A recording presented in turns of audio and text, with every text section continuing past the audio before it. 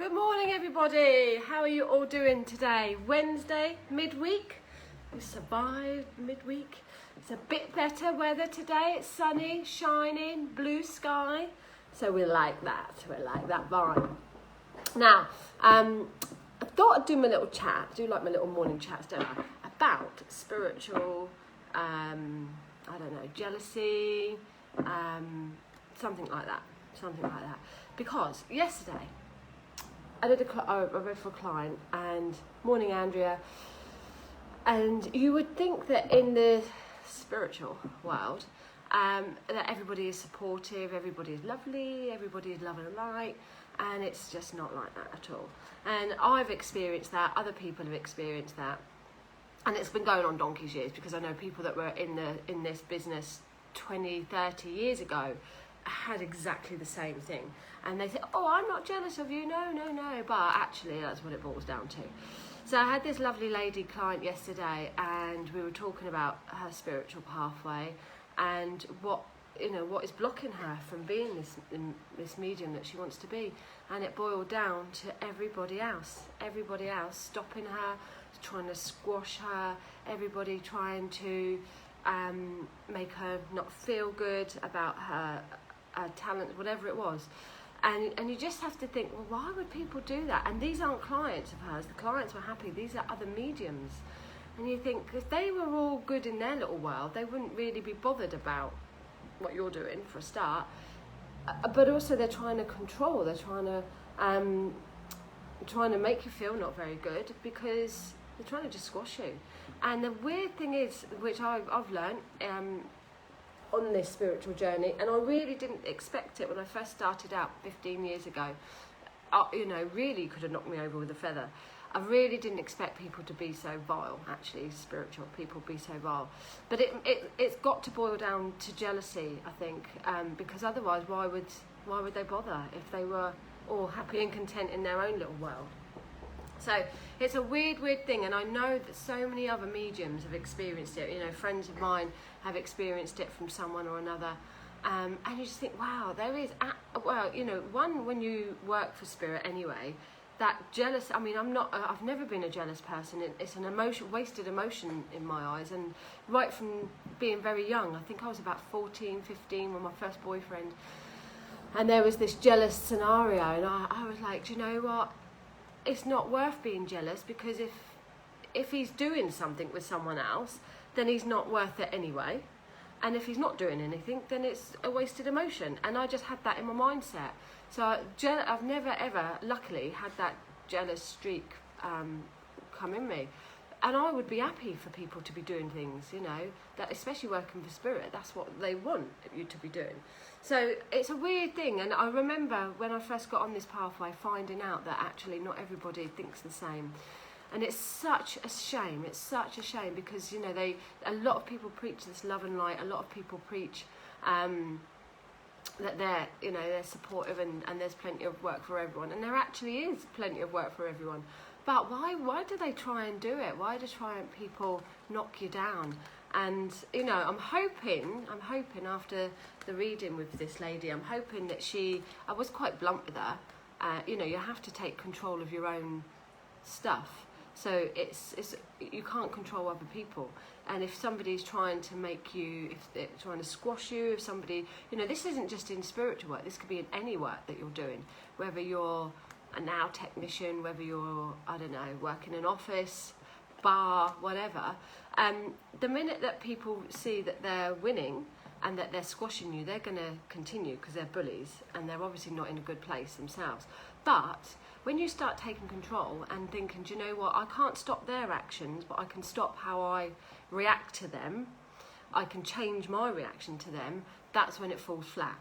That's when they don't have a hold. So if you're going through anything in your lives at the moment where you're getting pissed off with other people's actions, then have a look, because you have to take responsibility at the end of the day. You have to say, well, I've allowed that to happen.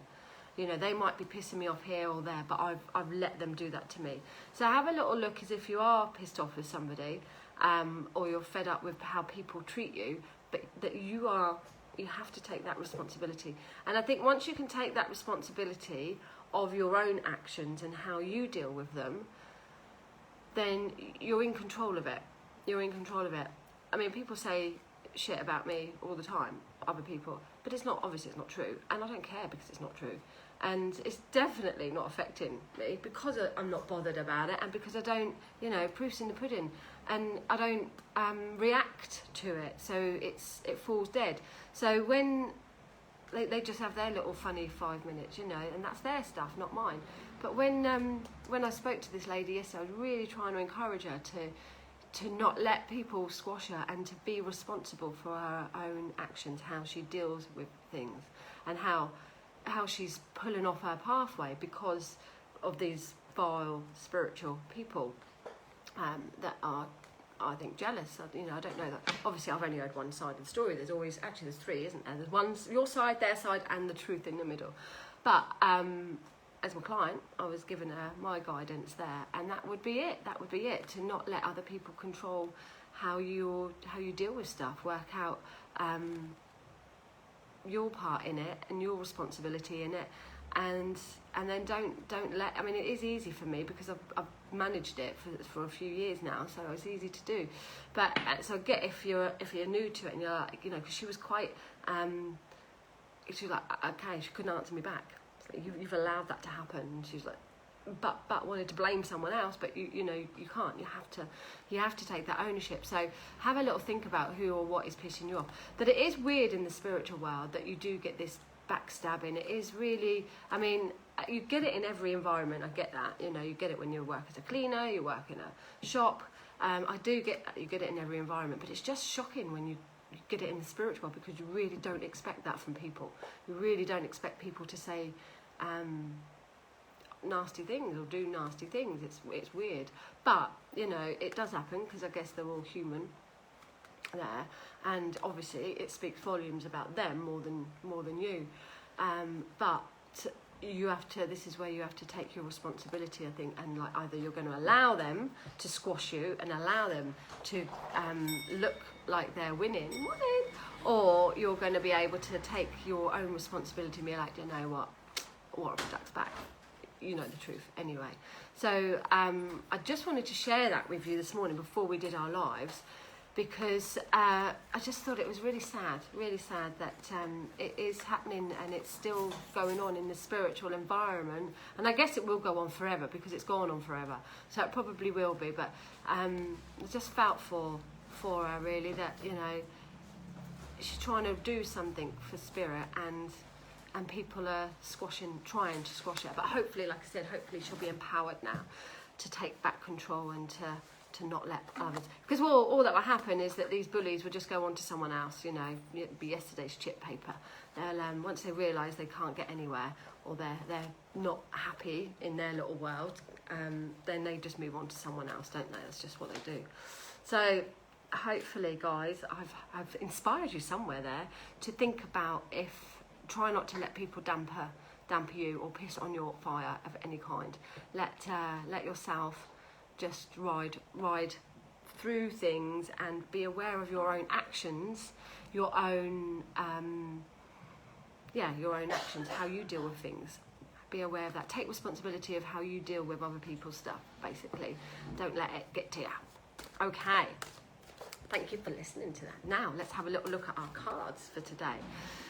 So, if you'd like your own card, we've got quite a few on today. Let's have a little looky. We've got morning Andrea, morning Helena, morning Shani, Gemma, Samantha, Roz, Lulu. How you doing, Lulu? Maya, Zara, Kim, Karen, Linda. Zara, thank you for sharing. Good morning, everybody. Okay, so we'll have a look at your daily tarot card, and then we will move on to who's having a look who shared. Oh, my goodness. It's the Three of Swords today. It's the Three of Swords. Now, the Three of Swords is about heartache. It's about emotional loss. It's about tears. It's not... I don't know if we've ever had this card as our daily card. And it's about regrets. It's sadness.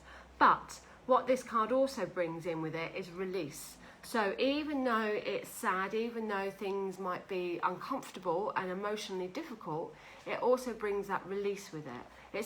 Some of the cards are better reversed, and this is one of them reversed. It's better to let that Let those tears go, let that anger go, whatever it is that you want to release. This card is indicating don't hold on to any sadness. You know, sometimes we've all got to go through it, but by releasing it, not holding on to it, it's going to allow you to heal better there.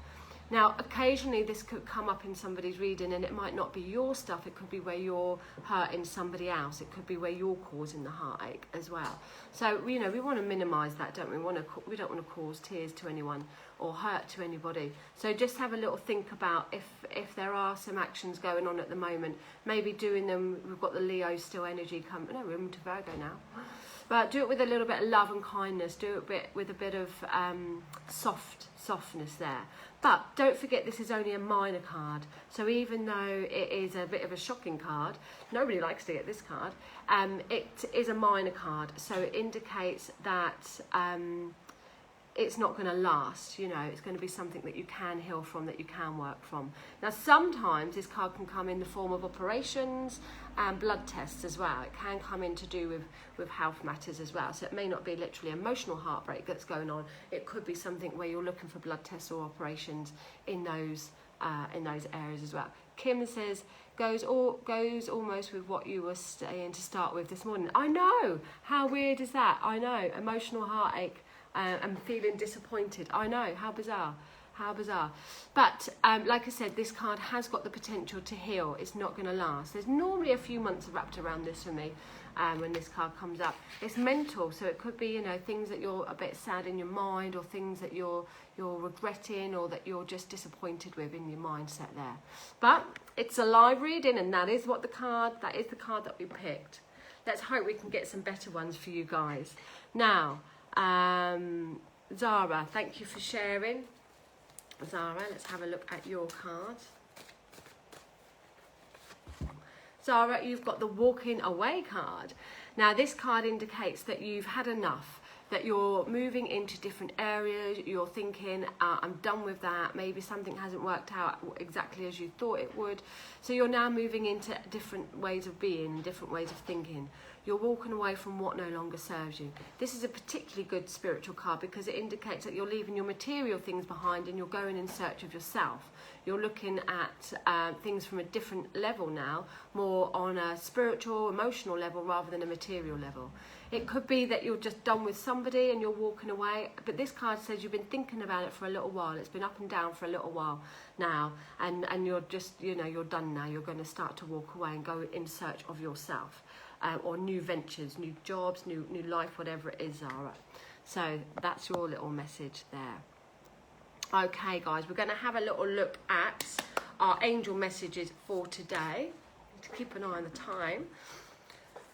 Okay, we're still busy in the lounge. We've got our 50% off all our food and drink, so that's fabulous. It's making people come in even more so, but it is meaning we're running out, so that's why I've got to go and grab some more food. Mystique, this is your message for today. Keep charging ahead and don't take no for an answer. Expect miracle solutions to appear. There we go. Can you see that? I don't know if you can see that very well. Where's my camera? It's a horse, but I don't think you can. Don't know. There you go. You might better see that. So, guys, that's your little message. Don't give up. Keep heading on. Have a fabulous Wednesday. We've got our astrology group today. It's getting bigger each week. That's 2 till 4 today. I'm out for dinner tonight, taking advantage of the 50% off. Yum yum.